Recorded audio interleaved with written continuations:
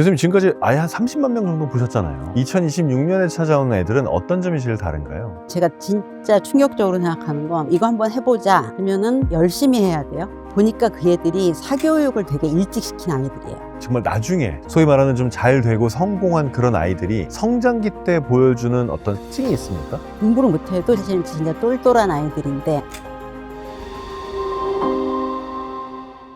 안녕하세요, 한석준입니다. 우리 시대 진짜 대가들을 모시고 소중한 얘기를 들어보는 지식인 초대석. 오늘은 우리나라 부모들의 멘토지요. 아주대학교 의과대학 정신건강의학교실의 조선미 교수님 모셨습니다. 어서 오십시오. 네, 안녕하세요. 조선미입니다. 네, 잘 오셨습니다. 아이 키우는 모든 분들이 만나고 싶은 인물 1위시잖아요. 그런가요? 도대체 우리 아이를 어떻게 키워야 되는 건가, 이런 게 늘 고민이죠. 근데 요즘 아이들이 뭐 달라졌다 얘기 많이 하지만 제일 크게 피부로 와닿는 건 저희가 어렸을 때 자라던 방식이나 혼나던 방식이나 이런 것과는 너무나 많이 다른 거예요. 실제 학문적으로도 그렇게 연구가 됩니까? 사실 학문적으로는 사실 그렇게 별로 다른 게 없습니까? 다른 것 때문에 좋아진 게 없는 거죠. 그러니까 이제 예전에 비하면 체벌도 훨씬 없어졌고 교육 환경도 굉장히 좋아졌고 아이들이 존중도 많이 받고, 그러니까 이걸 쭉 우리가 합치면은 아이들이 뭔가 더 훌륭한 성인이 돼야 되는데, 요즘 청소년 성인까지 갔을 때 이들이 너무 나약하다는 게 문제가 되고 있어요. 맞습니다. 왜 그런 거죠? 이제 우리 헬리콥터 맘이라고 있었잖아요. 근데 요즘은 스노우플로우 맘이 있답니다. 네? 스노우플로우라고 눈 치워주는 엄마. 제설차. 눈 오면 눈 치워주고 경험을 굉장히 안전한 상태에서 하게 해주고요. 또 하나가 문제인 게 물리적인 거는 보호를 해줘야 되는데 이게 너무 확장돼서 정서적인 것까지 보호를 해줘요. 기분 나쁘면 안 되고 트라우마 받으면 안 되고 혼나면 안 되고. 저희가 최근에 이제 의대 신입생들이 왔는데 이제 워크숍을 했어요. 근데 워크숍 해주시는 분들이 부정적인 말은 쓰지 말라고. 야, 너 이거 잘못한 거 아니야? 뭐 이렇게 하지 말고 우리 다른 방법을 찾아보면 어떻겠니? 성인이잖아요. 그걸 경고로 얘기해야 되는 정도로 약해진 겁니까? 약해졌다기보다 이제 집에서 바람 맞을 일이 없는 거죠. 비바람 맞을 일.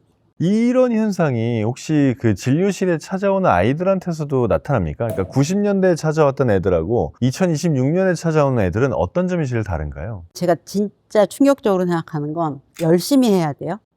열심히 해야 돼요. 이렇게 말을 하더라고요. 근데 사실 어린아이들은 뭘 하면은 하고 아니면 아니지 이걸 열심히 한다, 아니다 이런 게 없거든요. 근데 한 6, 7살짜리 때 그렇게 얘기를 하더라고요. 보니까 그 애들이 사교육을 되게 일찍 시킨 아이들이에요. 그러면 요새 최근에 그 얘기 들어보셨어요? 대치동에 4세반 생겼다고? 7세 아닌가요? 4세가 생겼습니다. 그 7세반 학원을 들어가기 위한 준비 학원이 4세반이 생겼습니다. 이거 보내면 안 되는 겁니까? 뇌가 뭉개집니다. 뇌가 뭉개져요? 뇌의 가소성이라는 게 있거든요. 뭐 예를 들면 내가 이걸 만졌더니 뜨거워. 그러면 만지는 신경세포와 뜨거움을 감지하는 세포, 뜨거움이 통증으로 연결된다는 그 세포 사이에 줄이 만들어져야 되거든요.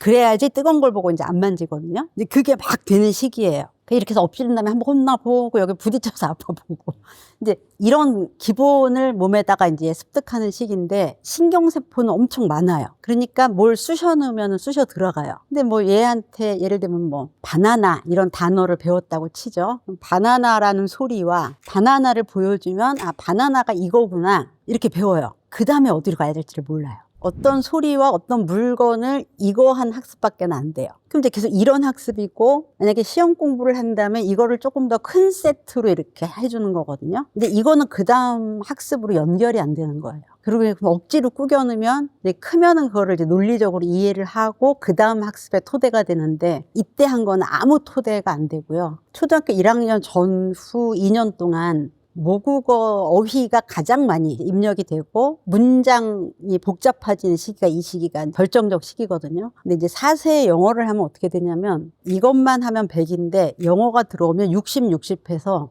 얘가 한국에 사는 애면 한국말을 잘 못해요. 말은 하는데 빨리 대응하는 능력 이라든지 독해나 이런 것들이 훨씬 늦어지고요. 심지어 이제 언어 때문에 학교 적응을 힘들어하는 애들도 있거든요. 모국어를 잘하는 일부 애들만 따라갈 수 있어요. 그러니까 이제 외국어를 잘하는 기본은 모국어입니다. 그렇지 않은 애들은 이제 모국어도 굉장히 많이 망가져요. 그럼 그 공부하는 것 중에요. 엄마들이 많이 하는 말 그런 거 있습니다. 얘는 공부머리가 타고나서 공부를 잘해. 혹은 얘는 공부머리가 영 없어. 아마 뭐 공부 못할 거야. 이렇게. 공부머리라는 게 진짜 타고나는 건가요? 유전이냐 환경이냐 하는 아주 정말 오래된 논쟁인데요. 뭐 연구를 어마어마하게 했죠. 근데 이제 늘 그 어마어마한 규모의 연구는 답이 없습니다.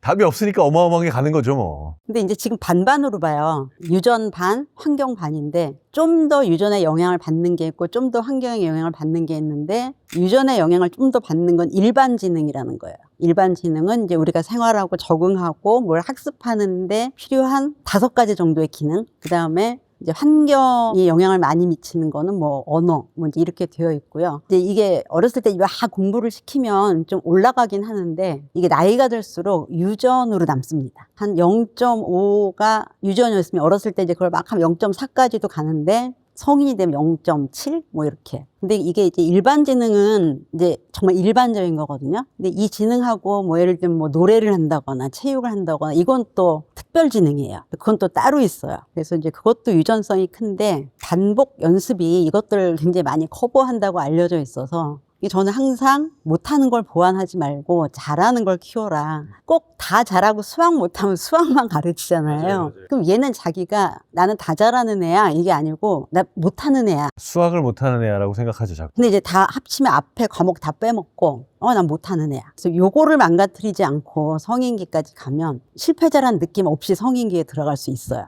공부머리고 뭐고 일단 여러 가지 과목들 중에 우리 아이가 뭘 잘한다 그러면 그 부분을 집중해 주는 게 낫다. 왜냐면 이제 한 중학생쯤 되면 이제 정체성을 만들거든요. 나는 이런 사람이야. 난 잘났어, 못났어. 이제 이런 것들을 막 합쳐서 만드는데 거기에 이제 3가지가 중요합니다. 1번. 외모입니다, 외모. 네. 2번, 사회성. 친구가 많으면 공부를 못해도 자신감이 높아요. 그리고 이제 3번째가 능력이거든요. 그러니까 잘한다, 못한다를 이 중학교 때 뭐 사실 부모님들이 잘한다 그러면 얘가 이제 거만해져서 공부를 안 할 거다. 그래서 이제 한사코 깎아내리거든요. 근데 이제 이 시기에 친구 만나면 싫어하시잖아요. 친구 만나서 공부 안 한다고. 근데 그것도 굉장히 자존감의 자아 정체성의 중요 요소인데 공부를 가장 비중을 두면서 못하는 거에 또 초점을 맞춰. 그럼 이제 성인이 됐을 때 이제 정체성이 약한 사람이 되는 거죠. 지금 현대 사회의 대한민국 부모들이 친구랑 놀지 마, 못하는 과목 잘해야지, 이 모든 것들이 애한테 나쁜 거를 시키고 있는 거네요. 결과는 애들이 희생합니다. 아니, 엄마 아빠가 그런 결과를 원해서 하는 건 아닐 거 아닙니까? 근데 이제 이런 방식으로 하는데 제일 유리한 게 이제 수능이라고 생각하는 거죠. 그놈의 수능 때문에 모든 게 생기는 거군요. 수능에 가장 최적화된, 가장 빠르고 최적화되고 효율적인 이제 이게 뇌를 단순화하는 거거든요. 생각하지 말고 문제를 풀어. 이건 답이야. 답과 다르게 생각하면 틀려. 똑같은 걸 많이 풀어. 이거거든요. 그러면 이제 이 뇌가 AI 시대에 굉장히 부적합한 뇌로 성장을 하게 되는 거죠. 누가 그러더라고요. 수능 문제는 AI가 제일 잘 풀 거라고. 그럼요. 그러니까 수능 문제 푸는 방식으로 가면 AI를 이길 수가 없다. 정보는 AI가 짱입니다. 그렇습니까? 또 시작하자마자부터 좀 울적해집니다. 그러실 필요 없어요. 그래요? 대충 키웠는데 의외로 잘 된 경우가 많아지겠죠. 앞으로는 그럴 것이다. 공부를 많이 시키는 거를 제가 뭐 그러지 마세요. 그러면 큰일 나요. 이렇게 말을 할 수는 없죠. 근데 정말 많은 애들이 학교 갔다 오면 학원 가고 학원 숙제하다가 자는데 좀 스페이스를 주고 또 굉장히 중요한 게 친구하고 어울릴 시간을 주셔야 돼요. 그래야지 스마트폰이 주는 부정적인 영향도 막을 수가 있어요. 그걸 막을 수가 있군요. 그럼요. 왜냐면 애들이 친구랑 놀게 해주면 스마트폰 게 많이 안 해요. 그렇죠. 그거보다 더 재밌으니까. 예. 이제 AI 시대에 또 굉장히 AI가 해줄 수 없는 게 관계적인 이런 건 할 수가 없거든요. 근데 저는 공부를 못해도 친구가 많은 애들은 절대로 실패하지 않는 걸 봤어요. 교수님께서 보시기에 정말 나중에 사회에 나가서 아주 독립적이고 뭐 능력도 좋고 사회성도 좋고 소위 말하는 좀 잘 되고 성공한 그런 아이들이 성장기 때 보여주는 어떤 습관이나 태도나 공부하는 자세나 이런 거에 특징이 있습니까? 저는 크게 2부류로 보는데 한 부류는 이렇게 영재라고 하는 아이들이에요. 이제 얘네는 한 영역에 대해서 이렇게 하는데 얘네들은 그 과제에 끌려가는 겁니다. 그래서 하지 말라고 뜯어내도 하는 애들. 그러니까 물리 천재, 뭐 수학 천재 이런 애들이 있거든요. 그럼 이제 그런 애들은 그러니까 과제 집착력이라고 하는 게 굉장히 강하고요. 그 대신에 다른 건 잘 못해요. 뭐 생활 적응이나 또래 관계. 그 다음에 또 한 부류가 이제 사실은 진짜 똘똘한 아이들인데 판단력이 좋습니다. 예를 들면 선생님이 쟤랑 쟤를 혼냈어. 왜 혼냈는지 알고 이제 어떻게 안 혼났는지 알고 여기서 한 발짝 더 넘어가면은 다른 애들한테 가르쳐 주기도 하고. 그러니까 어떤 환경에서 도전이 왔을 때 그걸 빨리 데이터 삼아서 자기 대처를 정하는 그런 아이들이 사실은 이제 길게 봤을 때 제일 잘 사는 것 같아요. 어떻게 해야지 그런 아이로 만드나요? 눈치 보게 만들어야죠. 눈치는 보게 해야 됩니까? 그러니까 이제 잘 생활한다는 건 이제 두 가지인데 자기 능력을 발달시켜야 되고 그다음에 자기가 적응적으로 편하게 느껴야 되는데 예를 들면 이제 나는 뭘 잘 못해. 이거를 여기다 배치하고 뭘 하고 이건 누구한테 빌리고 이제 빌려줄 친구들이 다 있고 근데 이런 아이들이 성장에서도 제일 잘 살죠. 자기가 혼자 계획을 세우고 부족한 걸 채우고 잘하는 걸 강화시키고 이런 걸 혼자 할 수 있어야 된단 말이에요. 그리고 이제 많은 학부모들이 갖는 공포가 학교 가기 전에 그래도 한글은 깨쳐야지, 뭐 구구단은 어느 정도 외워야지 이런 생각들을 한단 말이에요. 근데 이런 학습 진도적인 면을 빼고 교수님께서 생각하시기에 아이들이 학교를 가기 전까지 정말 반드시 알아야 되는 건 뭔가요? 적응적 행동의 자동화? 적응의 자동화. 유치원이나 학교나 뭐 어린이집마다 규칙이 있을 거 아니에요. 그 규칙에 나를 맞추는 게 수능입니다. 그러니까 어느 상황에 갔을 때 거기서 요구하는 기본 규칙에 따르는 능력. 그거를 먼저 알아야 돼요. 회사 다니실 때 회사 규칙 지키시지 않나요? 안 지키면 안 되죠. 근태가 안 되면 일을 잘해도 뭐 천재가 아닌다며야. 천재여도 안 됩니다. 그냥 어디 가든 근태가 1번이잖아요. 네. 학교에서 선생님이 밥 먹자, 뭐 줄 서라 이거는 근태입니다. 성인으로 치면. 근데 이제 요즘 많은 어머니들이 너가 싫어하는 건 안 해도 돼. 그러니까 이제 아이들이 지켜야 된다는 생각을 안 하는 거. 그게 제일 큰 문제고요. 그 다음에 이제 또래 관계 기술이에요. 또래 관계 기술. 자, 수능 다음이 또래 관계 기술. 근데 학교 생활의 꽃은 또래 관계입니다. 그래서 예전에 이제 이 아이가 커서 성인이 됐을 때 얼마나 잘 적응하는지를 알아볼 수 있는 게 뭐가 있을까 하고 또 대대적인 연구를 했습니다. 모든 대대적인 연구처럼 정답은 없어요. 너무 다양한 결과가 나오는데 아주 약한 거 하나가 2학년 교실에 가서 뭐 너는 어떤 친구가 왜 좋아? 2학년 이렇게 쭉 해서 또래 평정이라는 게 있어요. 또래 평정 척도. 그게 요만큼. 또래 평정 척도가 좋은 아이가 좋은 대학을 갔습니까? 예. 근데 저는 이제 요즘 애들이 사회적 관계가 되게 좋아야 된다고 생각하진 않아요. 뭐 친구가 많고 뭐 인기 있고 그게 아니라 통과를 못하는 애들이 너무 많아졌어요. 초등학교 한 3학년쯤부터 친구를 못 만드는 애들이 비율이 예전보다 훨씬 더 많아졌습니다. 친구는 그냥 생기는 거잖아요. 근데 친구가 생긴다는 거는 뭔가 굉장히 많은 그 안에 활동들이 포함되어 있어요. 내가 쟤한테 말을 걸 때 불안하거나 긴장되면 안 돼요. 처음에 그럴 수는 있지만 난 쟤랑 친구가 되고 싶은데 걔는 짧게 말하고 이렇게 알았어 이렇게 하면은 좌절이잖아요. 이걸 못 참습니다. 계속 겉돌면서 이게 고학년이 되면 특별히 친한 친구들이 생기거든요. 여기서 이제 고립되면서 중학교쯤 되면은 친구가 없어서 학교 가기 싫다. 이런 일들이 정말 많이 일어나기 때문에 저는 중고등학교에 또래 관계만 원만하고 친구가 전화 오면 튀어나가고 이것만이라도 애들이 놓지 않았으면 좋겠어요. 그래서 요즘 어떤 부모들 보면 초등학교 1학년부터 친구 만들어준다고 의식적으로 무리지어서 놀게 하고 이런 걸 좀 하지 않습니까? 이런 건 도움이 안 되나요? 예, 거기 단어를 보면 만들어준다가 있잖아요. 만든다와 만들어준다의 차이. 지들이 만들어야 되는군요. 그렇죠. 엄마가 만들어준다고 만들어주는 게 안 됩니까? 자, 엄마가 만들어줄 때 만드는 과정이 있을 거 아니에요. 그럼요. 당연히 저 좋은 집 자식들하고만 만들려고 하죠. 이제 셀렉션 한다. 예, 엄마가 셀렉을 하죠. 이걸 아이가 해야 되는 거죠. 그리고 이제 1학년 때 문제는 뭐냐면 어머니들이 그 노력을 많이 해서 얘네들이 친해졌어. 같은 반이야. 그럼 와 그러잖아요. 근데 이제 1학년, 2학년은 대상 특이적 관계가 아니에요. 얘가 좋아서 노는 게 아니라 얘가 하는 놀이가 재밌어서 놀아요. 그러니까 내가 얘랑 친해도 제가 하는 놀이가 더 재밌으면 거기 가서 놉니다. 그럼 얘는 기분이 어때요? 나쁩니다. 그러니까 나는 누구랑 놀래? 뭐 이게 아니라 놀이 중심이라 했잖아요. 뭐 하고 놀 건지가 더 중요하군요. 그렇죠. 네. 근데 분명히 이제 둘 중에 조금 더 인기 있는 친구가 있고 상대적으로 좀 친구가 덜 몰리는 친구가 있어요. 근데 이제 인기 있는 친구는 나한테 많은 애들이 오잖아요. 그럼 걔네들하고 놀아야 되거든요. 그럼 이제 얘가 집에 가서 울고 걔가 나랑 안 놀아줘. 그럼 이제 얘는 또 집에 가서 혼나고 왜 걔랑 안 노냐고. 친구를 만들어주는 건 만드는 방법을 배울 기회를 뺏는 거죠. 그래서 제가 되게 생생하게 들었는데 3학년 했는데 친구가 없다고 그래서 왜 없어? 그랬더니 다가가는 걸 모르겠대요. 옆에 친구한테 지우개 좀 빌려줄래? 라든지 너는 어디 살아? 뭐 이렇게 물어볼 수 있잖아요. 그러면은 걔가 대답만 하면은 그 다음에 어떡하니에요? 그렇죠. 대답만 할 수도 있잖아요. 그 레파토리가 없어요. 그걸 해봐야 알죠. 근데 이제 자의식이 없을 때 해야 돼요. 그 어렸을 때 무조건 해야 되는 겁니까? 아기 때부터. 2~3살부터. 이래도 아무렇지도 않을 때. 그러니까 이제 저 사람이 나한테 뭐라고 하거나 말거나 신경 안 쓰이는 게 이제 초등 전까지거든요. 그럼 초등이 지나고 나서 그런 친분 관계를 맺는 능력을 키우고 싶다면 이건 억지로 노력을 해야 되는 겁니까? 1~2학년 때까지는 이제 보통 6 내지 10세에 이제 그때까지는 아동기 뇌가 이제 가소성이 있는 상태예요.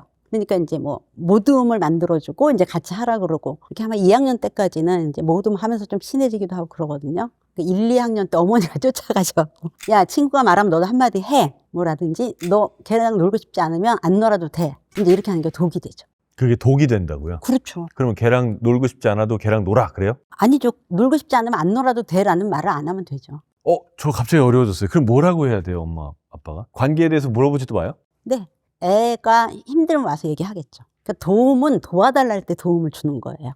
근데 지금 교수님 말씀하신 것 중에 애가 이렇게 친분 관계가 많은 게 나중에 사회적 성공에 되게 중요한 요소가 된다고 하셨잖아요. 그러면 어린아이를 키우는 부모들은 애가 사회적 성공을 위해서라도 친분 관계가 좋았으면 하지 않습니까? 그러면 어떻게 해야 친분 관계가 좋은 애가 되는 건가요? 어른들이 할 수 있는 건 그 기회를 만들어주는 거죠. 그 스페이스. 근데 그 스페이스에는 어른이 없어야 돼요.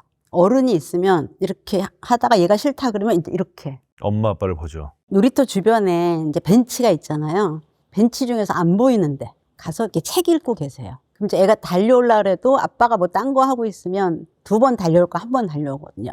오히려 엄마, 아빠가 애만 보고 있는 게 아니라 엄마, 아빠 딴짓하고 있는 게 나은 거군요. 100배. 저는 키즈 카페에서 뭐 노트북 켜놓고 뭐 하시는 분들 보면 저 애 안 보고 왜 저러시나 했는데 봐서 뭐예요? 그게 더 나은 거네요. 그럼 스마트폰은요? 요즘 엄마들 또 고민이 또 스마트폰입니다. 몇 학년 때 사줘야 됩니까? 뭐 한 3~4학년 이후는 돼야 될 것 같고요. 이제 스마트폰의 문제점에 대해서 이제 점점 많은 게 밝혀지고 있고, 그러니까 일단 이런 스마트폰이라는 기계가 그 청소년기에 이제 집중력 같은 데 영향을 미치고요. 쇼츠는 집중하는 시간을 점점 줄입니다. 이제 최근에 굉장히 여러 가지 영역을 지적하는 것 중에 경험의 멸종이라는 책이 있어요. 이제 우리가 이제 이걸로 뭐 SNS도 하고 스페이스톡도 하고 마치 상대랑 접촉하는 것 같은데 접촉하지 않아요. 그래서 요즘 아이들이 병원에 올 때 저랑 눈 맞춤을 못하는 애들이 많아요. 그러니까 이제 이걸로 많이 봤잖아요. 근데 이렇게 하면 굉장히 다르거든요. 그러니까 실제 경험이 없는 거예요. 그리고 손을 안 쓰니까 실제 손 쓸 때 굉장히 느려요. 그러니까 우리가 우리 신체와 오감을 통해서 경험해야 될 게 이제 거기로 다 되고, 근데 이게 현실에 나와서 뭘 하려고 그러면 어눌하니까 회피를 하는 거죠. 왜 어렸을 때 신발을 신을 때 끈 있는 운동화는 아주 굉장히 난제였잖아요. 근데 요즘 아예 끈 있는 운동화가 없잖아요.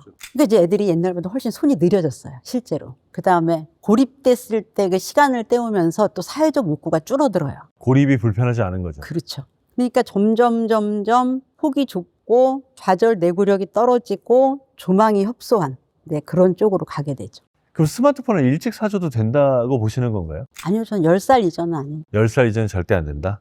이제 사실 한 6학년 중1 이때 사주면은 그렇게 이제 늦게 사주면 문제가 되는 게 잘 때 이걸 뺏기가 너무 힘들어요. 일단 남자애들은 이제 힘도 그때 세지고. 사춘기도 되고 힘도 세지고 그래갖고 잔다고 뭐 이러면서 이렇게 뺏지 말라고 뭐 이렇게 되잖아요. 그리고 엄마가 이렇게 뺏으면 이제 같이 갔을 때 이제 이 아들의 손이 훨씬 세죠. 그러면은 이제 그걸 뺏는 게 너무 이 가족 안에서 갈등이 되고, 그래서 그거를 뺏을 수 있을 만큼 애가 순하고 이제 규칙을 이해하고 이제 거기서부터 쭉 훈련을 이제 쌓아나가야 되고요. 제가 제일 많이 활용하는 방법은 행동수정이라 해서 이제 보상과 벌칙을 활용하거든요. 그래서 엄마가 1시간을 시켜준다 이렇게 하면은 1시간 됐어 해서 끄면 그 다음날 1시간 15분을 시켜주는 거죠. 근데 꺼 할 때 안 끄면 그 다음날 15분을 깎는 거죠. 그 다음에 크게 어기면 3일을 못하게 하고, 그래서 있다 없다 이런 시간들을 좀 주기도 하고 안 주기도 하는 게 가능하려면 3~4학년? 이때는 일주일도 뺏을 수 있고 한 달도 뺏을 수 있고 그렇거든요. 근데 이제 이때는 엄마의 강한 의지 그리고 꼼꼼함. 그게 힘들어요. 근데 이제 안 그러면 그 다음에 너무 고생하니까.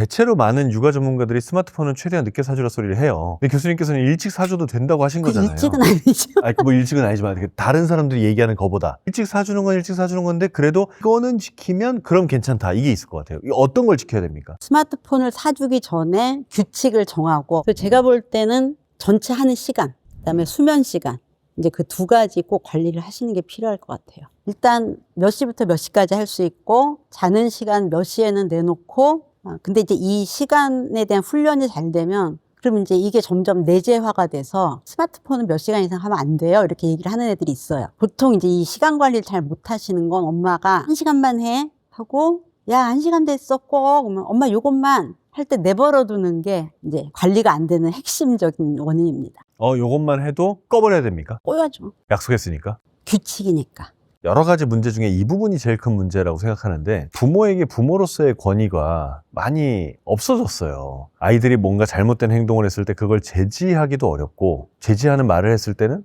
내가 이렇게 하고 싶은데 오빠가 뭔데 그래? 라는 반응이 돌아온단 말이에요. 이거는 왜 이렇게 된 거고 다시 부모에게 권위가 생기려면 어떻게 해야 됩니까? 딸내미가 아빠랑 백화점 가서 아빠 나 저거 사줘. 근데 아빠는 별로 사주고 싶지 않아. 그럼 어떻게 하세요? 저는 안 돼 그러죠.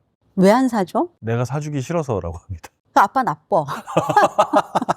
맞아요. 그렇게 오거나 아니면 뭐 사조용하고 계속 이제 이쁜 짓을 그렇죠. 하거나 아빠는 나 사랑한댔잖아. 사랑하지 않는 거지. 뭐 이럴 수도 있고. 할아버지는 사준데 왜 아빠는 안 사줘? 이제 여러 가지 반응이 있는데 이때 얘가 하는 말을 어른 하는 말이라고 받아들이면 그게 권위가 깨집니다.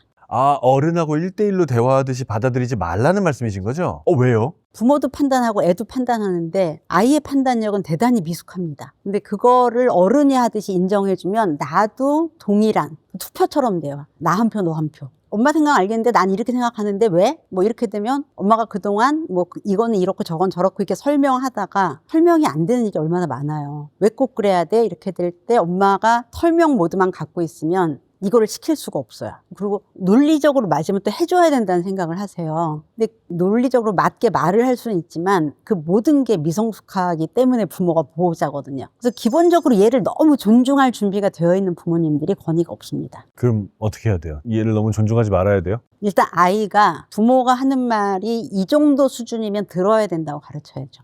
엄마가 진짜 안 된다 그랬으면 그건 안 되는 거야. 그걸 어려서부터 해야 돼요. 나중에 해줄게. 이거는 이래서 안 돼. 뭐라든지 이렇게. 왜냐면 그렇게 되면 엄마가 잘못한 게 되거든요. 이렇게 되면은 얘는 이제 자기가 옳다는 생각을 갖게 되죠. 네가 뭘 하고 하지 말아야 되는지는 엄마가 결정해. 나 학교 다니기 싫어. 근데 왜 꼭 엄마 날 보낼라 그래? 근데 이 안 가는 게 장기적으로 갔을 때 어떤 결과가 올지 애는 모르고 어른은 안다는 거거든요. 그걸 애한테 다 설명할 필요 없다? 그렇죠. 장기적인 걸 얘가 이해도 못 하는데, 그럼 이제 나중에 고등학교 때 가면 너 뭐 대학 못 가면 뭐 어쩌고 하면, 근데 그럼 그때 뭐 어떻게 할 거야? 뭐 이제 이렇게 나오거든요. 그러니까 그 미성년이라는 의미는 자기 결정의 결과를 책임질 수 없는 시기라고 이해하시면은 내가 결정하는 게 맞죠. 아이를 어른과 동등한 객체로 생각하지 말아라. 부모가 또 아이를 키울 때 이걸 이렇게 행동한 이유는 뭐야? 왜 그렇게 했어? 뭐 학원 안 갔대? 왜 안 갔어? 한번 아빠한테 말해봐. 이런 말을 하는데 이 왜라는 질문이 나쁜 질문이라는 얘기를 하셨어요. 제가 왜라고 또 여쭤보겠습니다. 왜 나쁜 질문인가요? 대답을 할 수가 없는 질문입니다. 만약에 아침에 지각을 하셨어요. 예. 왜 지각하셨어요? 제가 잘못했습니다. 그거잖아요. 예. 근데 이건 반성이거든요. 근데 애들은 반성할 수 있는 뇌 발달이 안 돼 있어요. 그리고 모든 행동은 즉각적이고 충동적이고 즉흥적으로 해요. 이제 제가 예를 들면 6시 반에 일어나야 돼. 근데 일어나기 싫어. 깜빡 잠이 들었어. 1시간 뒤에 일어났어. 뭐 이게 왜가 있나요? 없네요. 뭐 어떻게 해야 되나요? 물어보지 않아야죠. 물어보지 않고 바로 화낼까요? 중학생, 고등학생까지도 왜 그랬어? 그럼 그냥 몰라. 내 시스템엔 2개가 있어요. 시스템 1, 시스템 2가 있는데 시스템 1은 자동 처리예요. 그래서 이렇게 이제 주차장에 가면 이렇게 가갖고 저거 내 차 안에 그래서 열고 이렇게 하는데 그건 이제 내가 생각하는 게 아니잖아요. 예, 몸이 하는 겁니다. 근데 이제 어느 날 갔는데 이렇게 하니까 문이 안 열려. 왜 그러지? 하고 보니까 남의 차야. 근데 이렇게 되면 내가 내 차를 어디다 둘지 이렇게 할 때 이제 시스템 1은 그냥 내 차군 하고 가는 거예요. 근데 이제 이걸로 문제 해결이 안 될 때 시스템 2가 작동을 합니다. 정교하게. 근데 이제 모든 일을 시스템 2로 하면은 너무 힘들어요. 그러니까 아주 많은 걸 시스템 1로 해결하거든요. 시스템 1은 원인 결과를 따지지 않아요. 케이크 있는데 그냥 저걸 하나 먹어보고 찔러보고 싶은 거죠. 찔르면 어떻게 될까 이런 생각을 안 하는 시스템 원으로 그냥. 그 케이크를 찔러본 애한테 너 왜 그랬어? 이거 찌르면 먹어야 되는 거 몰랐어? 뭐 이렇게 얘기해봐야 찔러보고 싶었어. 소용없는 거네요. 그러니까 찔러보고 싶었어요가 본심인데 그 말도 안 하겠네요. 그 말도 못해요. 네, 그냥이라고 하겠네요. 예, 그렇죠. 애기들은 안 찔렀어 이러죠. 뭐 안 찌르면 애냐 뭐 이런 말도 하는데 그게 맞는 거였군요. 교수님 지금까지 아예 한 30만 명 정도 보셨잖아요. 이제 그 애들 가운데 뭐 이렇게 키워지네 저렇게 키워지네 정말 다양한 애들을 보셨을 거고 그 다양한 애들이 결국에는 어떤 성인으로 자라는 것까지도 다 보셨을 텐데 교수님이 보는 성공적인 아이로 자라기 위해서 어린 시절에 반드시 해야 되는 건 뭔가요? 얘가 뭘 해야 된다기보다 어른들이 환경을 만들어주는 거죠. 자유로운 놀이, 멍 때리는 시간, 과도하지 않은 정도의 스트레스, 정서적 환경, 부모님이 뭐 사이가 안 좋다든지 한쪽 부모님이 뭐 굉장히 뭐 우울하다든지 뭐 이제 그런 거. 맞습니다. 알겠습니다. 자, 그럼 1편은 여기서 마무리를 하겠습니다. 자, 조선미 교수님과의 첫 번째 시간이었습니다. 오늘 교수님 말씀에서 가장 인상적으로 들었던 두 가지는 아이에게 선택할 수 있는 기회와 경험을 줘야 된다는 것, 그리고 그 과정에서 부모는 부모로서의 권위를 지켜야 된다는 것, 두 가지였습니다. 여러분은 이 두 가지 잘 지키고 계신가요? 만약에 아니라면 오늘 영상을 다시 한번 보셨으면 좋겠습니다. 조선미 교수님과의 이야기 계속해서 이어집니다.